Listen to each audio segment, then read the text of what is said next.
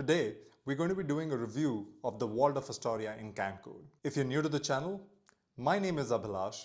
This is Credit Debit with Abhi, and like we do in all of our videos, without further ado, let's dive in. We recently concluded a 5-day trip to Cancun where we played for all of our travel, that is flights and hotels with points. We stayed at 2 hotels, the Conrad in Tulum and the Waldorf Astoria in Cancun. I reviewed the Conrad in Tulum last week, and if you haven't checked out the video, I'll link it up there. But today it's going to be all about the Waldorf Astoria in Cancun. The video is going to be divided into 3 parts. The first part is going to focus on the hotel itself. We're going to talk about the check-in process, the food, and the amenities at the hotel. The second part of the video is going to focus on what we liked and did not like about the hotel and our final verdict. And last but not the least, we're going to talk about how you can book this hotel using just points and the free award nights that you get from the Hilton Honors Aspire card. If that sounds like a good plan, let's get started. Let's get into the first part of the video, which is the hotel itself. Let's start with the check-in process. Like with the Conrad in Tulum, even before we arrived at the hotel, I'd received a notification on the Hilton app that we'd been upgraded. Our room was initially on the ground floor where you have a walk-up pool, but we got upgraded to an oceanfront view. It was a little weird when we got to the hotel because the entire property is humongous, so after you enter the gates, you go on for a couple of miles before you actually get to the property. And even with that, there is a Waldorf Astoria which is right at the corner, but there's another hotel property before that. I believe it's the Hilton. Even after we got to the hotel, it was kind of an interesting experience. There was no one in front of the hotel to help us out with the luggage, so we took our luggage, walked in through the hotel doors, got into the lobby, and there was absolutely no one inside the lobby either. So we went, took a seat in the lobby, and we waited for someone to come and check us in. It took them a couple of minutes before someone walked in with the welcome drink, and then they took our passport and the credit card to check us in. But even then, I wasn't seeing any of the staff members at the hotel, and we were worried that this hotel just opened and there was literally no one at the hotel. The person who was checking us in told us that the hotel featured about 173 rooms, so not a huge hotel. And then he also walked us through some of the history of Waldorf Astoria and how this clock was a prominent part of most of the hotels. After the check-in process was complete, they explained to us the features of the hotel, where the amenities were located, and then walked us to the room. We took the elevators to the room, and now let's get to the room tour. Let's do a quick review of the Waldorf Astoria in Cancun. This is a relatively new hotel. We got upgraded to an ocean view king suite is what I believe it was. This is an auxiliary bathroom or a powder room that's available right as you enter the room. And as we go in, here is the mini bar. Some of the things are complimentary. Alcohol, obviously, you'll have to pay for. You have a seating area here with a big television, with the sofa, and then a cute little dining table with another seating option, and we've already put our stuff in, as you can tell. And if we come out to the balcony, you'll see you have access to the beach, the pool right here. There are a couple of pool bars right down there. And if you come on out, you'll see how large the balcony is with a plunge pool right there at the corner. Now, if we walk across, we'll be able to enter the bedroom on the other side.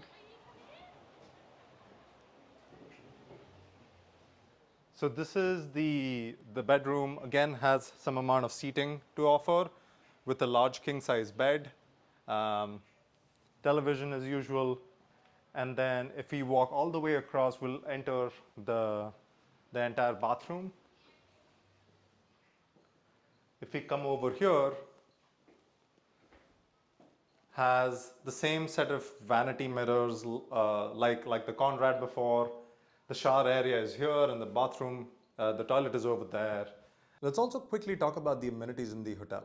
And let's start with the food. There are 3 restaurants at the hotel. One is called Chaya, the second is called Jao, and the third is called Malpeque. Chaya is where they serve the breakfast in the morning, and our pick of the lot was the spicy chilaquiles. It had a slight kick to it, and you can never go wrong with chips. And since I'm a Hilton Diamond member thanks to the Hilton Honors Aspire card, we had breakfast for 2 people free because this was a non-US hotel. The second restaurant that I mentioned, Jao, was where we had most of our meals. The one thing we kept on gravitating towards is the guacamole. So even when we were sitting by the pool, we would order the guacamole from the restaurant because it was that delicious. We also had dinner one of the nights, and the tacos were fantastic, and they had a couple of selections of Mexican wine That was also very good. That takes us to the last restaurant, which was the most renowned restaurant at the property, which was Malpeke. This is a seafood grill restaurant, and this is expensive any which way you look at it. They give you a couple of complimentary things like the bread, which was delicious. They also had a small avocado crema thing, and then we ordered a soup, a corn soup, and the way they presented the soup was quite fascinating. And then we ended our dinner with a sea bass as the catch of the day, as our entree. Overall, I would say the service was impeccable and the entire experience was great. But what you pay for the food might seem a little expensive. Compared to the Conrad in Tulum, the entire beachfront area was significantly smaller because this property only had 173 rooms, but there was still plenty of beach chairs and places to sit available in front of the beach and by the pool, and that was great at the property. And even by the pool area and by the beach, the service was fantastic. And before we move on to the second section of this video, let's quickly talk about one of the things that we really liked about the property, and that was the spa. As soon as you enter the spa and walk down the aisle, on the right hand side of the spa is where you will see the hydrotherapy area, which features the pool. And if you walk further down the aisle and turn left is when you enter the changing rooms. And now the changing rooms itself had a steam room, had a sauna, which was great. They also offered plenty of water because you can dehydrate yourself when you're sitting in the steam or the sauna for a very long period of time. And then you move into these lounges that they call the relaxation lounges.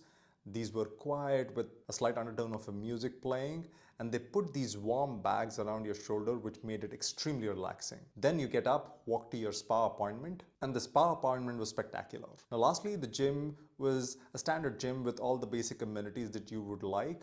It was a little packed on the Saturday that we were there, but other than that, nothing to complain about. Now that gets us to the second section of the video, which are the things that we liked and did not like about the property, and my final verdict. Now there were a bunch of things to like about the property. The restaurants were incredible, the food was great, the wine was great, service was fantastic. The spa especially was great.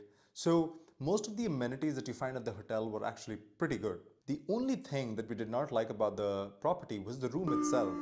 The room was humongous. There was a large living room, there was a large bedroom, there was a large balcony with a plunge pool, and there was a large bathroom. But somehow it kind of felt bland to me. And that's the only reason why I said dislike. But if I were to give you my final verdict, I would say I would consider going back to this hotel again, especially if I'm paying with points and my free award nights. But even without that, if it's for a special occasion, I can book this hotel through fine hotels and resorts potentially, and then get a bunch of additional benefits like $100 credit for spa or food and beverage, upgrade to better rooms, and you can put in your loyalty number when booking through Amex Fine Hotels and Resorts, and that will tie to your Hilton account so you get points credits for your stay as well. Now let's get to the last portion of the video, which is how did we end up booking this hotel for 3 nights. We ended up using 2 of the free award nights from the Hilton Aspire card, and then we used 105,000 points to book 1 night. When trying to book the free award nights, you have to call a number and they'll be able to see if there is standard room availability. And then the 3rd night we booked using 105,000 points. The refundable fare, because we didn't want to book non-refundable fares. If you look at the refundable fares for the property for a night, it tends to be around $1,200 inclusive of taxes. Now we paid 105,000 points, and that translates into 1.14 cent per point. Now if you already don't know this, the points guy values the Hilton Honors points at about 0.6 cent per point, which is almost half of what we were able to extract from our Hilton Honors points. If you're interested in extracting maximum value from your Hilton Honors Aspire card, like the free award night, I'll link my personal referral right below the like button, and I'll see you in the next one. Peace.